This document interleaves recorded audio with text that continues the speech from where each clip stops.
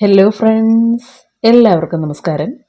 ഇന്ന് നമുക്ക് എളുപ്പത്തിൽ തയ്യാറാക്കിയെടുക്കാവുന്നതും നല്ല ടേസ്റ്റി ആയിട്ടുള്ളതും അതുപോലെ നല്ല ക്രിസ്പി ആയിട്ടുള്ളതുമായ അച്ചപ്പത്തിൻ്റെ റെസിപ്പി ഒന്ന് പരിചയപ്പെടാം. അപ്പോൾ നമ്മുടെ ചാനൽ ആദ്യമായിട്ട് കാണുന്ന സുഹൃത്തുക്കൾ ചെറുതായിട്ടൊന്ന് ചാനൽ ലൈക്ക് ചെയ്ത് സപ്പോർട്ട് ചെയ്യുക. അപ്പോൾ ഇവിടെ ഈ അച്ചപ്പം തയ്യാറാക്കുന്നതിലേക്കായിട്ട് ഒരു ബൗളിലേക്ക് 200 ml കപ്പിൽ 1.5 കപ്പ് അളവിൽ അരിപ്പൊടി ഇട്ട് കൊടുക്കുകയാണ്.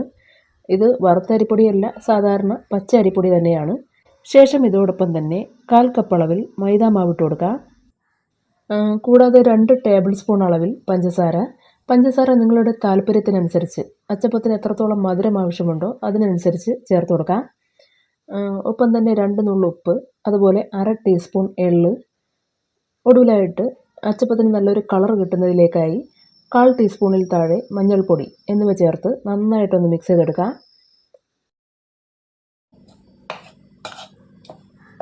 എല്ലാം നന്നായിട്ട് മിക്സ് ചെയ്ത് വെച്ചതിന് ശേഷം ഇനി നമുക്കിതിലേക്ക് ചേർത്ത് കൊടുക്കേണ്ടത് മുട്ടയാണ്. ഇവിടെ നമ്മൾ ഒരു മുട്ടയാണ് പൊട്ടിച്ചൊഴിച്ച് കൊടുത്തിട്ടുള്ളത്. മുട്ട വേണ്ട എന്നുള്ളവർക്കാണെങ്കിൽ അത് ഒഴിവാക്കാം. ഇനി നമുക്ക് ഈ മാവൊന്ന് കലക്കിയെടുക്കണം. അതിനായിട്ട് ഇവിടെ 150 ml നല്ല കട്ടി തേങ്ങാപ്പാലാണ് എടുത്തു വെച്ചിട്ടുള്ളത്. അത് നമുക്കിതിലേക്ക് ഒഴിച്ചു കൊടുക്കാം. ആദ്യമേ കൂടുതലായിട്ടങ്ങ് ഒഴിച്ചു കൊടുക്കേണ്ട ആവശ്യമില്ല, കുറേശ്ശെ ഒഴിച്ച് കലക്കിയെടുത്താൽ മതി. ഇനി ഒരു പക്ഷേ ഇങ്ങനെ കലക്കിയെടുക്കുന്ന സമയത്ത് തേങ്ങാപ്പാൽ തികയാതെ വന്നിട്ടുണ്ടെങ്കിൽ കുറച്ച് വെള്ളവും കൂടി ചേർത്ത് കറക്റ്റ് പരുവത്തിന് കലക്കിയെടുത്താൽ മതി. മറ്റൊരു കാര്യം, നേരത്തെ പറഞ്ഞിരുന്നത് പോലെ മുട്ട വേണ്ട എന്നുള്ളവർക്കാണെങ്കിൽ അതിന് പകരമായി തേങ്ങാപ്പാൽ കുറച്ചുകൂടി നല്ല കട്ടിയിൽ പിഴിഞ്ഞെടുത്തതിന് ശേഷം ഇതിലേക്ക് ഒഴിച്ച് കറക്റ്റ് പരുവത്തിന് കലക്കിയെടുത്താൽ മതി.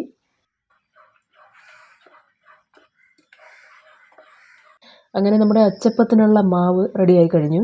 ഇതുപോലെ പാത്രത്തിൻ്റെ വശങ്ങളിലെല്ലാം ഒട്ടി പതിയെ ഒലിച്ചിറങ്ങുന്ന ഈ ഒരു തിക്നെസ് ആയിരിക്കണം നമ്മൾ അച്ചപ്പം തയ്യാറാക്കാനായിട്ട് കലക്കിയെടുക്കുന്ന ബാറ്ററിന് അല്ലെങ്കിൽ മാവിന് വേണ്ടത്.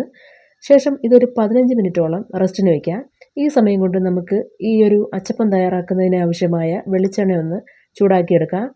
വെളിച്ചെണ്ണ അത്യാവശ്യം ചൂടായി തുടങ്ങുമ്പോഴേക്കും അതിലേക്ക് അച്ചപ്പം തയ്യാറാക്കാൻ ആവശ്യമായ അച്ച് താഴ്ത്തി വയ്ക്കാം.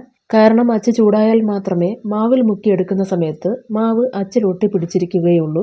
ഇതേപോലെ തന്നെ ഓരോ തവണയും മാവിൽ മുക്കുന്നതിന് മുൻപും അച്ച് എണ്ണയിലേക്കിട്ട് 2 മിനിറ്റ് ചൂടാക്കിയെടുത്തിരിക്കണം.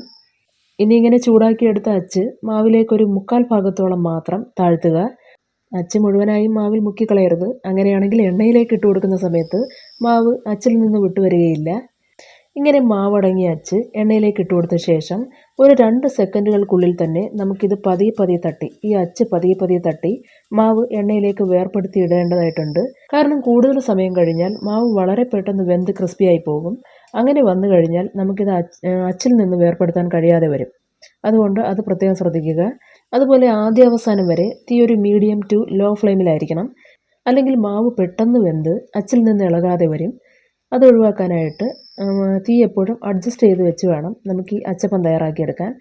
ഇതുപോലെ അച്ചപ്പത്തിൻ്റെ എല്ലാ വശവും ഒരുപോലെ മൂത്ത് ചുവന്ന് വരുന്നത് വരെ തിരിച്ചും മറിച്ചുമിട്ട് മൂപ്പിച്ചതിന് ശേഷം കോരി ഒരു ബൗളിലേക്ക് മാറ്റാം. അതുപോലെ നമുക്ക് പറ്റിയ മറ്റൊരു തെറ്റാണ്, എല്ലാവരും ഒന്ന് ക്ഷമിക്കുക. ഇവിടെ നമ്മൾ മാവ് കലക്കാനായിട്ട് എടുത്തിട്ടുണ്ടായിരുന്നത് ഒരു ഫൈബർ ബൗളാണ്. അങ്ങനെ ചെയ്യാൻ പാടില്ല. സ്റ്റീൽ ബൗൾ തന്നെ മാവ് കലക്കാനായിട്ട് എടുക്കുക. അല്ലെങ്കിൽ മാവിലേക്ക് അച്ച് മുക്കുന്ന സമയത്ത് അച്ചിലെ ചൂടേറ്റ് ആ ഒരു ബൗള് ഉരുകി പോകാനുള്ള സാധ്യതയുണ്ട്. അതുപോലെ തന്നെ കടായിയുടെ വലുപ്പത്തിനനുസരിച്ച് എണ്ണ കൂടുതലായിട്ട് ഒഴിച്ച് 1-2 അച്ച് ഉപയോഗിച്ച് ഒരേ സമയം തന്നെ 3-4 അച്ചപ്പം നമുക്ക് തയ്യാറാക്കിയെടുക്കാം. അപ്പോൾ ഇന്നത്തെ വീഡിയോ ഇഷ്ടമായെന്നുള്ള പ്രതീക്ഷയോടുകൂടി നിർത്തട്ടെ.